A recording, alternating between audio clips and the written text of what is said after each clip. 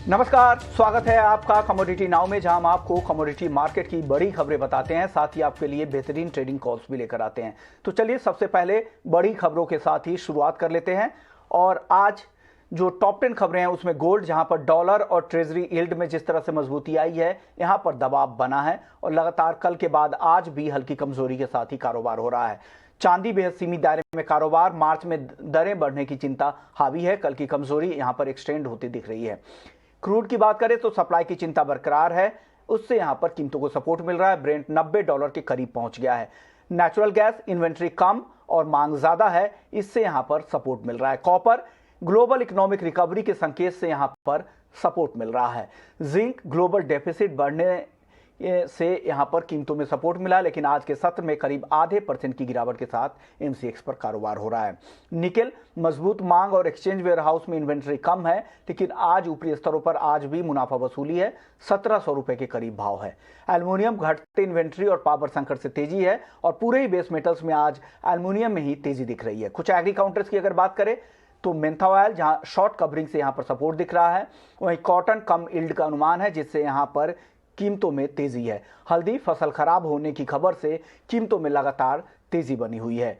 वहीं जीरा खराब मौसम से फसलों को नुकसान हुआ है, जिससे पहले बारिश और फिर क्लाउडी स्काई की वजह से यहां पर मौसम खराब है और उसका असर जीरे की फसल पर हो रहा है। धनिया शॉर्टेज की स्थिति बनी हुई है, उससे यहां पर सपोर्ट मिल रहा है। कैस्टर कम बुआई हुई है, उत्पादन भी कम रहने का अनुमान है। वहीं ग्वार एक्सपोर्ट मांग मजबूत है, उससे लगातार कीमतों को सपोर्ट मिल रहा है। तो ये कुछ बड़ी खबरें जिन पर आपको नजर रखनी चाहिए। चलिए अब बात कर लेते हैं अपने मेहमानों से।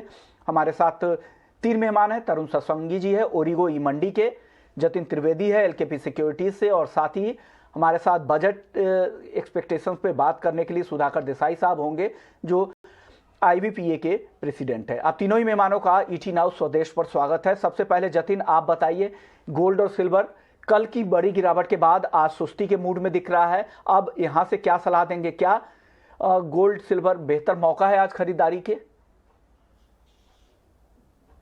विश्व जी, जिस तरह से गोल्ड और सिल्वर के अंदर जो ये सेल ऑफ दिखा है फेडरल रिजर्व के पॉलिसी के बाद, मुझे लग रहा है अभी काफ़ी हद तक एक अच्छी खासी अब्जॉर्ब कर चुका है प्राइजेस जो है वो आउटलुक को। जहां पर मार्च के पॉलिसी में हम देखेंगे कि जो ब्याज दरें हैं वो बढ़ने वाली हैं, और आगे चलते हुए इस साल के अंदर शायद अनुमान रहेगा कि 3 से 4 बार वो ब्याज दर बढ़ा सकती हैं। तो ये डेफिनेटली हायर लेवल्स पे प्रेशर जो है वो बना हुआ रहेगा।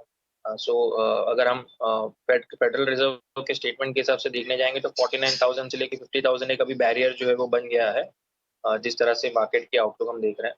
और लोअर लेवल से मुझे लग रहा है 47,000 एक बेस सपोर्ट भी बना हुआ है गोल्ड का, जो बहुत आसानी से टूटेगा ऐसा लग नहीं रहा है। इमीडिएट बेसिस पे ट्रेडर्स के हिसाब से देखने जाएंगे तो प्राइजेस जो है वो थोड़े ओवरसोल्ड लग रहे हैं। जैसे हम देख रहे हैं कि इंडिकेशंस जो है वो कहीं ना कहीं दिखा रहे हैं कि ओवरसोल्ड है अभी फिलहाल जो ये काउंटर है।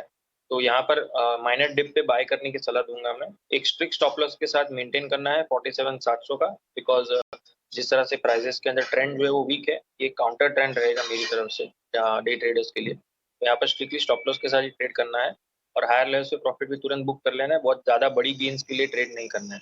कि कॉमेक्स में अगर हम देखें तो गोल्ड कहीं ना कहीं $1,800 के आसपास है। रिसेंटली देखा गया कि 1800 के नीचे ज्यादा देर तक टिकता नहीं है प्राइसेस, लेकिन अगर बहुत ज्यादा देर तक 1800 के नीचे ट्रेड करना शुरू कर देगा तो 1780 1770 तक भी जा सकता है। इसलिए मेरी एडवाइस रहेगी कि स्ट्रिक्टली स्टॉप लॉस के साथ ट्रेड करें, हायर लेवल्स पे प्रॉफिट भी बुक कर ले, जहाँ पे मैंने बताया है टारगेट्स के हिसाब से 48,000 से लेके 48,100 के आसपास प्राइसेस मिलते हैं, तो प्रॉफिट भी बुक कर ले। ओके, तरुण, आप क्या सलाह देंगे? गोल्ड में खासकर क्या सलाह दे रहे हैं? क्या गोल्ड 48,000 के नीचे खरीदारी के लिए अच्छा लेवल आपको दिख रहा है, या आपको लग रहा है कि और भी नीचे आएगा, अभी वेट करें? हाय, गुड मॉर्निंग विश्व मोहन जी। हम टाइम एंड अगेन बोल रहे हैं, गोल्ड एक ऐसा काउंटर है यहाँ पे सेल ऑन रैलीज का स्ट्रेटेजी होना चाहिए। सी, इन्फ्लेशन नो डाउट हाईज पर है, लेकिन उसका कहीं ना कहीं बेनिफिट गोल्ड को नहीं मिल रहा है। हायर बॉन्ड यील्ड के साथ बहुत स्ट्रॉन्ग नेगेटिव कोरिलेशन है। जब जब हाई बॉन्ड यील्ड के होती है तब तक हम देखते हैं कि डॉलर इंडेक्स में तेजी आती है और गोल्ड में अच्छा खासा गिरावट आता है। जिस तरीके से फेड के चेयरपर्सन ने ये क्लियर किया कि मार्च में रेट हाइक होना है, उसके बाद में हमने देखा डॉलर इंडेक्स में फिर से तेजी आई। ये आने वाले टाइम में 100 के भी ऊपर जाएगा। अगर ऐसा होगा तो गोल्ड के अंदर फर्दर गिरावट देखने को मिलेगी। 49,000 इजीली ब्रेक डोमेस्टिक बोर्सेज में नहीं कर पाएगा। ग्रेजुअली 47,000 46,500 तक के प्राइसेस आने चाहिए। 1830 1850 काफी अच्छा रेजिस्टेंस इंटरनेशनल मार्केट में है। यहाँ पर हम रिकरिंग नेचर में सेलिंग आते हुए देख रहे हैं। ग्रेजुअली मेरे को ऐसा लगता है $1,700 तक आना चाहिए। इस क्वार्टर में जो गोल्ड का परफॉर्मेंस रहेगा वो नेगेटिव रहेगा। सेल ऑन राइज का स्ट्रेटेजी होना चाहिए।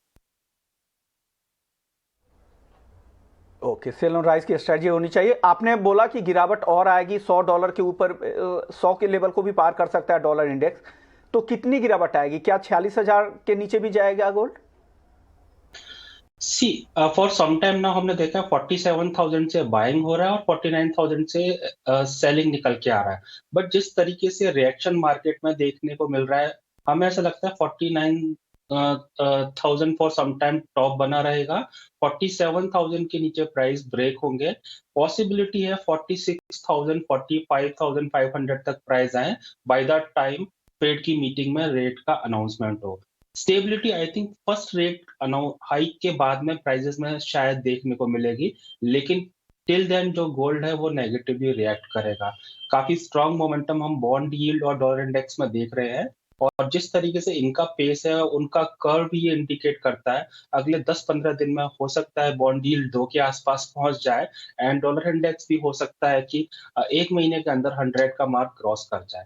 अगर ऐसा होगा तो गोल्ड के लिए certainly negative short term environment create होगा। ओके ओके, यानी शॉर्ट टर्म में निगेटिव रहने की उम्मीद है और कमजोरी यहाँ से आ सकती है। चलिए अब कच्चे तेल की बात कर लेते हैं। कच्चे तेल पर जतिन आप क्या सलाह देंगे? विश्व जी, जिस मार्केट जो है वो ब्रॉडली देखने जाएंगे तो एक पॉजिटिव कारोबार जरूर कर रहा है। जिस तरह से रशिया और यूक्रेन की इश्यूज हैं, तो ये थोड़ा बहुत एस्पेक्ट जो है वो कहीं ना कहीं पॉजिटिव रहता है क्रूड के लिए। और साथ ही साथ हम देख रहे हैं कि लोअर लेवल्स पे जब भी मौका मिलता है तब ट्रेडर्स जो है वो तुरंत उसके अंदर पोजीशन बाय की बना लेते हैं। शॉर्टिंग जो है वो बहुत ज्यादा एग्रेसिवली नहीं हो रही है। सिर्फ लॉन्ग अनवाइंडिंग जो है थोड़ी बहुत देखने मिल जाती है, मतलब हायर लेवल से सिर्फ प्रॉफिट बुकिंग होता है। फ्रेश शॉर्ट्स जो है वो कहीं ना कहीं पार्टिसिपेंट्स अवॉइड कर रहे हैं। तो यहाँ पे बाय ऑन डिप्स की मार्केट है फिलहाल तो क्रूड ऑयल। और जिस तरह से अभी रिस्कियर एसेट्स के अंदर भी पिछले 2 दिन से बाइंग का रुझान देखने मिला है, हम इक्विटीज में देख रहे हैं कि अच्छी बाइंग चल रही है। तो ये सभी रिस्की एसेट्स जो है कहीं ना कहीं परफॉर्म करते हुए देखने मिल रहे हैं। 6500 के आसपास के लेवल्स डे ट्रेडर्स के हिसाब से मुझे लग रहा है कि अच्छी अपॉर्चुनिटी रहेगी फॉर बाइंग पर्पस। 30 से 40 पॉइंट का स्टॉप लॉस रखना है 60 का, और जो टारगेट रखना है वो लिमिटेड है 6550 से लेके 6570 का। हायर लेवल्स पे 6600 से लेके 6650 एक उसका रेजिस्टेंस भी बना हुआ है। तो बड़े ब्रेकआउट पे बाय नहीं करने की सलाह दूंगा मैं। जब थोड़ा सा डिप मिलता है तब बाय कीजिए, और स्ट्रिक्टली स्टॉप लॉस के साथ ही ट्रेड करने की एडवाइस है इसके क्रूड ऑयल के अंदर। ओके ओके, यानी स्टॉप लॉस ज़रूर मेंटेन करें 64-60 का, और ख़रीदना है आपको 6,500 के आसपास डिप पे खरीदे, जहां गिरावट दिखे वहां पर खरीदने की कोशिश करें। और 6,500 हर अलग अलग सेक्टर्स पे बात कर रहे हैं कमोडिटी से जुड़े हुए, और आज इस पर बात करने के लिए हमारे साथ सुधाकर देसाई हैं जो प्रेसिडेंट है IBPA के और इमामी एग्रो के CEO भी है, और तेल तिलहन इंडस्ट्री में काफ़ी लंबे समय से इनका अनुभव है और इस सेक्टर की दिक्कतों को समझते हैं। तो चलिए बजट से इनकी क्या उम्मीदें हैं कि सर, देसाई जी आपका स्वागत है सबसे पहले ET Now स्वदेश पर। सर, आप लोगों ने क्या उम्मीदें बना रखी है कि बजट में ये तिलहन इंडस्ट्री के लिए होना चाहिए, और सरकार के सामने क्या प्रपोजल्स आप लोगों ने दिए हैं? हाँ जी, हाँ विश्वमोहन जी, थैंक यू। जैसे आपने कहा है कि अलग अलग सेक्टर्स के अलग अलग प्रॉब्लम्स है। कोविड के कारण डिमांड डिस्ट्रक्शन जो हुआ है, demand has affected various industries differently. So we hope that some kind of a sectoral analysis will be done in boosting the demand, which is the main issue, key issue. And also second thing is that the rural demand has been slackening in terms of volumes of late. So we hope that necessary supportive actions will take place, and government will continue to focus on rural sector with the focus on infrastructure and irrigation. As far as the oilseed sector is concerned, as you know, हमारा import dependency काफी है, 60-65% है, and the main problem has been inflationary pressure in the consumer space. So इसीलिए not only in India but in various countries the prices have been rallying a lot. And also I want to highlight कि ये global supply is getting constricted year after year, which is the reason why we have a need in India for a big thrust in the oilseed sector by way of oilseed development fund and also a stable policy जो 4-5 साल का plan बना के जिसमें हम लोग oil seed sector में acreage shift की जरूरत है. जैसे मस्टर्ड है, वीट और राइस से एकरेज इंसेंटिव दिया जा सकता है मस्टर्ड को ज्यादा बढ़ावा देने के लिए. हालांकि इस साल में 20% मस्टर्ड क्रॉप बढ़ा है, बट ग्रेजुअली एक 4-5 साल में इंडियन इंडस्ट्री का जो डोमेस्टिक प्रोडक्शन है वो हम कम से कम आज के दिन का जो 40% है उसको 60-70% तक लेके जाना है. और नंबर 2 इसके लिए not only just the fund but GM technology की जरूरत है. इरिगेशन फैसिलिटीज जो गवर्नमेंट इतना कुछ कर रहा है, including they are also want to invest in drone technology for the oil seed for the agri business. ये सब फोकस लेकर ऑयल सीड डेवलपमेंट का हमको ग्रोथ लाना है. And number 2 we want to say कि ड्यूटी पॉलिसी जो बार बार change हो जाता है उसमें कंज्यूमर और फार्मर और इंडस्ट्री को ध्यान में रखते हुए एक स्टेबल डायनामिक ड्यूटी स्ट्रक्चर होना चाहिए, जिसमें जो मार्केट इतना वॉलेटाइल है इसमें सही टाइम पे ट्रिगरिंग पॉलिसी चेंज हो सकता है. जैसे अगर आप मैं बोलूं कि बीन प्राइसेस इतना बढ़ गया था which is good for farmers, but consumer का या एंसिलरी इंडस्ट्री का प्रॉब्लम हमारे सामने आया था. लेकिन उसमें जैसे मील इंपोर्ट अलो करते करते 3 महीना डिले हो गया था, तो इसलिए जब खरीफ सीजन आया तो तब मील इंपोर्ट होने लगा था. और सिमिलरली ड्यूटी जब कम करना था उसमें भी 2-3 महीना डिले हो गया था. इसलिए हम चाहते हैं कि एक स्लैब सिस्टम, एक एमएसपी को प्लस कितना परसेंटेज तक मार्केट को ऊपर जाना है which is the right consumer price, उसके हिसाब से अगर स्लैब सिस्टम बना के चले तो कैपिटल और टेक्नोलॉजी का जो जरूरत है इस इंडस्ट्री में वो आ जाएगा. तीसरा हम लोग ये चाहते हैं कि जो इंडिया में जो बाय प्रोडक्ट्स का इंपोर्ट होता है ऑयल सीड सेक्टर में उसका ड्यूटी कभी क्रूड ऑयल से कम ना हो. इससे भी थोड़ा स्टेबिलिटी आएगा इंडस्ट्री को एक्सपैंड करने के लिए. एंड और एक छोटा 2 पॉइंट्स है अपना बजट के हित में, बजट के related. Number 1, oil seed sector में ऑयल्स में वैल्यू एडिशन बहुत कम होता है, तो इसलिए जो GST on capital goods and services जो हम उसमें भी रिफंड का प्रोविजन लाया जाए. अभी तो हम लोग उसको सेट ऑफ कर सकते हैं लेकिन बहुत बार कर नहीं पाते हैं, तो उसको भी रिफंड सिस्टम में लाया जा सकता है. And last but not the least, GST से पहले बहुत सारे इंडस्ट्रीज जब लगाया गया तो काफी इंसेंटिव्स दिया गया था, लेकिन जीएसटी के बाद वो सब खत्म हो गया है. तो उससे क्या है, इंडस्ट्री का पे बैक वगैरह काफी कुछ चेंज हो जाता है. तो हर अलग अलग स्टेट्स में ये डिस्प्यूट अभी भी चल रहा है. तो हम चाहते हैं कि बजट में ऐसा कुछ हो जो पुराना जो इंसेंटिव्स है उसको भी प्रोटेक्ट किया जा सके. तो and also overall comprehensive look चाहिए ऑयल सीड सेक्टर का. जैसे रिस्क मैनेजमेंट का बहुत बड़ा रोल होता है, तो हम चाहते हैं कि इवेंचुअली, हालांकि ये बजट रिलेटेड नहीं है लेकिन price risk management is very very important. Sound and active exchanges की बहुत जरूरत है.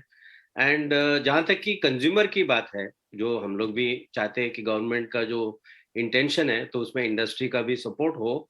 हम ये चाहते हैं कि या तो पीडीएस तो अच्छा चल रहा है लो इनकम ग्रुप के लिए जो सब्सिडी ऑयल दिया जाता है, लेकिन उसके साथ साथ हमने आईवीपीए के तरफ से हमने ये भी सजेस्ट किया था कि instead of complicated import and distribution system, जो कंज्यूमर के लिए रेशन कार्ड होल्डर्स को एक कैश क्रेडिट कार्ड दिया जा सकता है टेक्नोलॉजी को यूज करके, जिसमें वो डायरेक्ट जाके जहां चाहे वो खरीद सकता है. और उसको दो सब्सिडी जो देना है वैसे भी पीडीएस में, वो कैश क्रेडिट के तौर पे रेशन कार्ड होल्डर्स को मिल जाए, तो ताकि थोड़ा इम्प्लीमेंटेशन अच्छा हो और मार्केट का प्राइस टेबल भी डिस्टर्ब नहीं होगा in a sensitive volatile product like oil and oil seeds, जिसमें काफी लोगों का इंटरेस्ट है, फार्मर्स का भी, इंडस्ट्री का भी और कंज्यूमिंग पब्लिक का भी. ये है विश्वमोहन जी हमारा बजट का एंटिसिपेशन। जी, तो ये काफी सारी डिमांडें हैं आईबीपीए की तरफ से। सर, आपने एक साथ इतनी सारे डिमांड तो रख दी, लेकिन आपने एक बात कही कि तिलहन उत्पादन को बढ़ावा देने की जरूरत है, ऑयल सीड फंड की जरूरत है, लेकिन क्या देश में तिलहन उत्पादन बढ़ावा देने के लिए, लोगों में जागरूकता पैदा करने के लिए एज ए आईबीपीए की तरफ से एक संगठन के तौर पर क्या आप किसानों को जागरूक करने के लिए आप लोग कोई कदम उठा रहे हैं, या सिर्फ सरकार से ही हर बार उम्मीदें रखेंगे? देखिए, जब इंडस्ट्री, जब सरकार का, जैसे अभी पाम ऑयल का national mission on oil seed हुआ है, तो हम लोग वेबिनार करके उसमें एक्सपर्ट्स को लाके इंडस्ट्री को इंफॉर्मेशन दे सकते हैं। देखिए, हम लोग डायरेक्ट फार्मर्स को भी बाद में, बहुत बाद में काम किया जा सकता है, लेकिन पहले इंडस्ट्री को जो अट्रैक्ट करके जो नेसेसरी कैपिटल हो वो लाया जा सके। लेकिन जो ऑयल सीड्स का जो मैं बोल रहा हूँ, many times price does the trick. जैसे अभी कोई आज के इवेंट्स दिन नहीं में आप लोग कर रेपसीड का सकते जो हैं जो प्राइस, जहां पे जी कंटिन्यू कीजिए देसाई जी। या जैसे अभी रेपसीड का मैं बता दूं, इकोनॉमिक्स सर, प्राइस मैं ये समझना चाह रहा था कि प्राइमरी सोर्स तो फार्मर्स ही है, तो ऐसे जो प्रोड्यूसिंग स्टेट्स है वहां पे जाके ग्राउंड पे आईबीपीए को कुछ इवेंट्स नहीं करना चाहिए, या सिर्फ उम्मीदें सिर्फ सरकार से रखनी चाहिए? ये बिल्कुल करेंगे, सही बात है। क्योंकि आज के दिन में अगर मैं बताऊं कि रेपसीड का फार्मर का जो रियलाइजेशन इनकम है वीट से भी डबल है आज के दिन में। तो ये इंफॉर्मेशन डिसेमिनेशन होना चाहिए फार्मर्स के लिए, ताकि वो टेकअप कर सके, और with a proper framework of support I think ये पॉसिबल है, और ये करना ही चाहिए, specially because global supply is not keeping pace with the demand of the world, especially in Asia। तो इसीलिए जो अपने को आत्मनिर्भर जो बनना चाहिए ऑयल सीड बिल्कुल, डेवलपमेंट क्योंकि के लिए, सरकार भी चाह रही है ये कि जो प्राइवेट पार्टिसिपेशन भी बढ़े, कि क्योंकि एक तरफा नहीं होगा, सरकार कुछ फंड का भी अलाउ करती है, तो लोग वहां पर कितना इंप्लीमेंट कर रहे हैं, कितना इसका इस्तेमाल हो रहा है, तो इसलिए ग्राउंड पे जब तक इवेंट नहीं होगा, ग्राउंड की स्थिति नहीं बदलेगी, तो एक सरकार के साथ प्राइवेट भागीदारी भी जरूरी है। शुक्रिया देसाई जी, वक्त कम है, बहुत ज्यादा तो बात नहीं हो पाई, फिर से आप बजट के बाद आपसे जरूर बात करेंगे और जरूर लंबी चर्चा होगी कि किस तरह से आप लोगों की कितनी उम्मीदें पूरी हुई, और आगे का रोड मैप भी आप लोगों से भी जानने की कोशिश करेंगे कि आप लोगों की इस साल क्या तैयारी है। शुक्रिया सर।